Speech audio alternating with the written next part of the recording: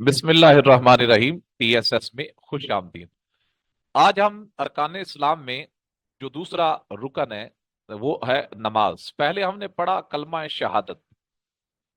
آج ہمارا جو وہ ٹاپک ہے وہ ہے نماز۔ یہ بنیادی طور پر یہ بات یاد رکھیں کہ یہاں پر آپ کو سب سے پہلے اس کا لغوی معنی، اصطلاحی معنی، اس کے بعد آپ کو یہ بتایا جائے گا کہ نماز کی جو فرضیت ہے یا نماز کا جو اہمیت ہے قرآن پاک کی روشنی میں، اس کے بعد احادیث مبارکہ کی روشنی میں۔ پھر آپ سے یہ کہا جائے گا کہ انفرادی طور پر نماز پڑھنے کے فوائد و ثمرات کیا ہے اور اجتماعی طور پر کیا ہے۔ یہ بات بڑی قابل غور ہے، اور عام طور پر ہر بندہ مومن جب اس بات کو دیکھتا ہے تو نماز کے بارے میں عمومی طور پر ہر چیز کا بندہ دیکھتا ہے کہ انفرادی طور پر نماز پڑھا جائے تو اس کا فائدہ کیا ہوتا ہے، اجتماعی طور پر پڑھا جائے تو اس کا فائدہ کیا۔ یہ بالکل سمپل اور سادی باتیں ہیں، آپ نے ایک مرتبہ اس کو دیکھنا ہے اور بڑی آسانی کے ساتھ یہ یاد ہونے والی باتیں ہیں۔ ہم اس کا آغاز کریں گے اور آپ یہ اس کو دیکھیں کہ سب سے پہلے یہ بتایا جائے گا کہ نماز کا لغوی معنی کیا ہے۔ یہاں یہ بتائے گا کہ نماز جو ہے یہ فارسی زبان کا لفظ ہے۔ عربی میں اس کے لیے صلات کا لفظ استعمال ہوتا ہے۔ صلات کا معنی نماز بھی ہے، صلات کا معنی دعا بھی ہے، صلات کا معنی مناجات بھی ہے، صلات کا معنی درود بھی ہے۔ لیکن نماز کے لیے عمومی طور پر جو صلات کا لفظ استعمال کیا جاتا ہے وہ نماز کے لیے استعمال کیا جاتا ہے۔ تو یہاں پر ہم یہ بتائیں گے کہ یہ جو لفظ نماز ہے یہ فارسی زبان کا لفظ ہے، اور عربی میں اس کے لیے لفظ صلات کا لفظ استعمال ہوتا ہے۔ نماز کا اصطلاحی مفہوم: نماز وہ بدنی عبادت ہے جو سنت نبوی کے مطابق دن میں 5 مرتبہ مقررہ اوقات میں ادا کی جاتی ہے۔ یعنی یہ بڑا سادہ مفہوم سمجھنے والا ہے کہ بدنی عبادت ہے اور دن میں 5 مرتبہ ایک مخصوص اوقات مقرر ہے کہ جس کے اندر نماز ادا کی جاتی ہے۔ اللہ پاک نے ارشاد فرمایا ان صلاۃ کانت علی المؤمنین کتابا موقوتا، بے شک نماز اہل ایمان پر مقررہ اوقات میں فرض کی گئی ہے۔ نماز کی فرضیت یہاں پر یہ بتائیں گے کہ نماز کس پر فرض ہوتی ہے اور کس طریقے سے ادا کرنی چاہیے۔ اسلام ایک مکمل اور جامع نظام حیات ہے۔ وہ اپنے پیروکاروں کو چند عقائد دینے پر اکتفا نہیں کرتا، بلکہ ان کی پوری زندگی کو ان عقائد کے سانچے میں ڈالنے کے لیے عبادت کا ایک نظام مقرر کرتا ہے۔ نماز، زکوٰۃ، روزے اور حج پر مشتمل اس کے پہلے اور سب سے اہم جز نماز کے بارے میں اللہ تعالیٰ کے ارشادات میں سے ایک ارشاد ہے وَأَقِیمُوا الصَّلَاةَ وَلَا تَکُونُوا مِنَ الْمُشْرِکِینَ، نماز قائم کرو اور شرک کرنے والوں میں سے نہ ہو۔ قرآن مجید میں نماز کی فرضیت کو متعدد مقامات پر ان الفاظ میں بیان کیا گیا ہے۔ ارشاد باری تعالیٰ ہے وَأَقِیمُوا الصَّلَاةَ وَآتُوا الزَّکَاةَ، نماز قائم کرو اور زکوٰۃ ادا کرو۔ نماز کی تاکید اور اس کے فضائل: نماز کی تاکید و فضائل درج ذیل سطور میں بیان کی جاتی ہیں۔ نماز کی تلقین: نماز چونکہ دینی تربیت کا اہم ترین حصہ ہے، اس لیے ہر امت فرض رہی اور تمام انبیاء اپنی امتوں کو نماز کی تلقین کرتے رہے۔ قرآن بتاتا ہے کہ نماز قائم کرنے والے فلاح پائیں گے، اسے ترک کرنے والے ذلت و خواری کا شکار ہوں گے۔ ایک آیت میں مذکور ہے کہ جب جنتی جہنمیوں سے عذاب پانے کی وجہ دریافت کریں گے، وہ اپنے جہنم میں پھینکے جانے کی وجہ یہ بتائیں گے کہ کالو لم نکو من المصلین، وہ بولے گے ہم نماز نہیں پڑھتے تھے۔ تین کا ستون: نبی کریم صلی اللہ علیہ وسلم کی بہت سی احادیث نماز کی تاکید پر مشتمل ہیں، جن میں سے چند یہ ہیں۔ پہلے قرآن مجید کی آیہ مبارکہ بتائی گئی کہ نماز کی اہمیت، نماز کی فرضیت اور اس کی فضیلت کیا ہے اور مسلمانوں پر پڑھنی چاہیے۔ اب احادیث مبارکہ میں یہ بتائیں گے کہ نماز کی اہمیت کیا ہے۔ دین کی اصل بنیاد خدا اور اس کے رسول کے سامنے سر تسلیم خم کر دینا ہے، اور اس امارت کا ستون جو ہے وہ نماز ہے۔ یہ حضور نبی اکرم صلی اللہ علیہ وسلم نے فرمایا۔ دوسرے مقام پر ارشاد نبوی ہے نماز دین کا ستون ہے، جس نے نماز کو قائم کیا اس نے دین کو قائم کیا، اور جس نے نماز کو گرا دیا گویا اس نے دین کو گرا دیا۔ ترک نماز کی سزا: دل و زبان سے اللہ کو معبود تسلیم کر لینے کے بعد اس کے سب سے اہم رکن نماز کی ادائیگی سے انحراف ایک طریقے سے خدا تعالیٰ کو معبود ماننے سے انکار کے برابر ہے۔ اس لیے نبی کریم صلی اللہ علیہ وسلم نے فرمایا جس نے جان بوجھ کر نماز چھوڑی اس نے گویا کفر اختیار کیا۔ یا علیہ السلام کا فرمان اس نشان ہے۔ قرب خداوندی، نماز قرب خداوندی کا سب سے مؤثر ذریعہ ہے۔ نبی اکرم صلی اللہ علیہ وسلم کا ارشاد ہے جب تم میں سے کوئی نماز پڑھتا ہے تو گویا اپنے رب سے چپ کے باتیں کرتا ہے۔ سب سے پہلا سوال اسی اہمیت کے پیش نظر قیامت کے روز سب سے پہلے نماز کا حساب ہوگا۔ نبی کریم صلی اللہ علیہ وسلم نے فرمایا قیامت کے روز سب سے پہلے نماز کا حساب لیا جائے گا۔ والدین کو تاکید، رسول اکرم صلی اللہ علیہ وسلم نے والدین کو تاکید کرتے ہوئے فرمایا جب تمہاری اولاد کی عمر 7 سال کو پہنچے انہیں نماز پڑھنے کے لیے کہو، ترغیب دو، اور جب ان کی عمر 10 سال کو پہنچتے انہیں نماز کا حکم دو اور تاکید کرو اور نہ پڑھنے پر سختی کرو اور ان کا بستر الگ کر دو۔ فرد کی تعمیر سیرت اور معاشرے کی تشکیل میں نماز کا کردار۔ اب یہ ساری باتیں نماز کی اہمیت کے بارے میں بتا رہی ہیں کہ نماز کے ساتھ پہلے اس کا لغوی معنی بیان کیا گیا، پھر اصطلاحی معنی بیان کیا گیا، پھر قرآن پاک میں نماز کی اہمیت کیا، حدیث مبارکہ میں نماز کی اہمیت کیا، یہاں تک یہ ساری بات ہوگی۔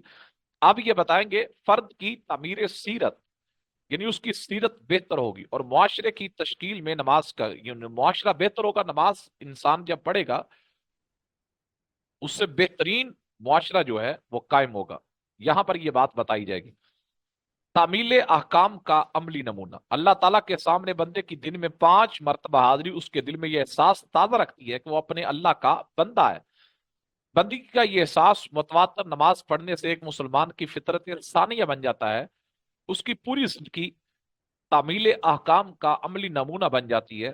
وَأَقِیمِ الصَّلَاةَ لِذِکْرِی، یعنی احکام کو عملی طور پر کرنے کا مطلب کہ طریقہ کار انسان کے اندر آ جاتا ہے۔ اس کی تعمیل کیسے کرنی ہے، عملی طور پر کیسے سر انجام دینا ہے۔ جب بندہ 5 مرتبہ نماز پڑھتا ہے تو اس کی یہ فطرت ثانیہ بن جاتی ہے، دوسری فطرت بن جاتی ہے، اور اس کی پوری زندگی تعمیل احکام کا عملی نمونہ بن جاتی ہے جو اللہ پاک نے فرمایا۔ قرب خداوندی کا احساس، اب یہ ساری کی ساری باتیں یہ ہیں کہ جس میں انسان یہ فردن بھی اگر سوچے تو بڑی آسانی کے ساتھ یہ بات سمجھ آ جاتی ہے کہ دن میں 5 مرتبہ قرب خداوندی کا احساس مسلمان کو یقین دلاتا ہے کہ اللہ ہر وقت اس کے ساتھ۔ جب بندہ نماز پڑھتا ہے اس کے اندر یہ چیز پیدا ہو جاتی ہے کہ میں جس کے سامنے جھک رہا ہوں، جس کو سجدہ کر رہا ہوں، رکوع کر رہا ہوں، تسبیحات پڑھ رہا ہوں، باقی معاملات کر رہا ہوں، کس کے لیے کر رہا ہوں؟ تو اس کے دل میں ایک خیال آتا ہے کہ وہ میرا ایک خدا ہے جس نے مجھے پیدا کیا ہے، جو مجھے زندگی دینے والا ہے، جو مجھے رزق دینے والا ہے۔ تو ہر وقت اس کے دل میں احساس رہتا ہے کہ جس کے سامنے میں جھک رہا ہوں اللہ ہر وقت اس کے ساتھ ہے۔ یہ کبھی خود کو تنہا محسوس نہیں کرتا، اللہ کے ساتھ ہونے کا احساس اسے گناہوں کے کاموں سے روکتا ہے۔ بندے کے دل میں یہ احساس رہتا ہے جب بھی کوئی گناہ کرنے چاہتا ہے، سوچتا ہے، تو اسے یہ احساس ہوتا ہے کہ اللہ ہر مجھے دیکھ رہا ہے، وہ شارک سے بھی زیادہ قریب ہے، وہ ہر وقت مجھے دیکھ رہا ہے۔ تو یہ بندے کے دل میں احساس آتا ہے کہ خدا میرے قریب ہے، اور اس کے دل سے ہر قسم کا خوف اور غم دور ہو جاتا ہے۔ جب وہ جان لیتا ہے کہ میرا خالق خدا ہے، میرا مالک خدا ہے، تو پھر کسی قسم کا اسے خوف نہیں رہتا۔ گناہوں سے اجتناب، نماز کے درمیانی وقفے میں بھی نمازوں کے اثرات جاری و ساری رہتی ہیں۔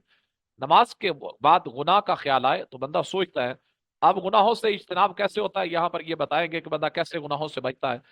ابھی تو اپنے اللہ سے دعا کر کے آیا ہوں، پہلے بندے نے نماز پڑھی، درمیان میں وقفہ آیا ظہر تک کا، تو بندے کے دل میں اگر خیال آیا گناہ کرنے کا تو بندہ یہ بھی سوچتا ہے کہ ابھی تو رب سے باتیں کر کے آیا ہوں، اس سے دعا مانگ کر آیا ہوں، یا اللہ مجھے گناہوں سے بچا، اور اب اگر گناہ کا کام کروں گا تو کچھ دیر بعد اس کے سامنے کون سا منہ لے کر جاؤں گا۔ یہ چیز اسے مستقل گناہوں سے روکے رہتی ہے۔ اس لیے اللہ پاک نے ارشاد فرمایا ان الصلاۃ تنہی عن الفحشاء والمنکر، بے شک نماز بے حیائی اور برے کاموں سے روکتی ہے۔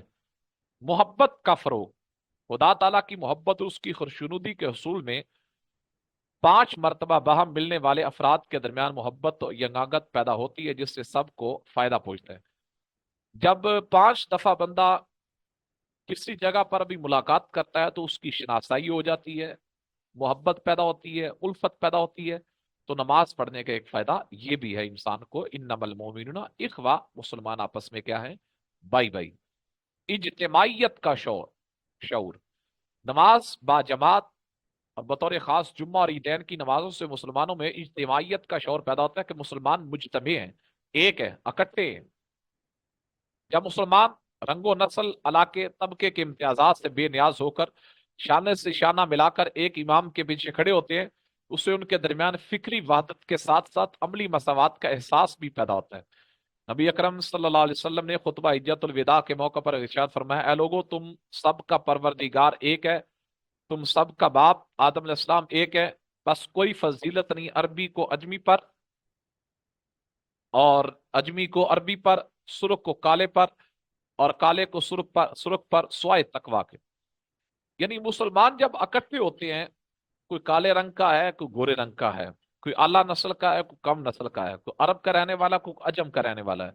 इसीलिए इकबाल ने कहा था कि एक ही सफ में खड़े होके महमूद अयास, ना कोई बंदा रहा ना कोई बंदा नवाज। तो मुसलमान इकट्ठे होकर ये बताते हैं कि हम तमाम के तमाम मुसलमान एक ही सफ में खड़े हैं और एक दूसरे के साथ शाना बाई शाना खड़े होकर बताते हैं कि हम एक जिस्म की मानत है। इज्तिमाई नमाज का सवाब, इज्तिमाई शक्ल में, अब ये सारी बातें सिंपल और सादा सी हैं और बड़ी आसानी के साथ समझने वाली हैं, कोई इतनी मुश्किल नहीं।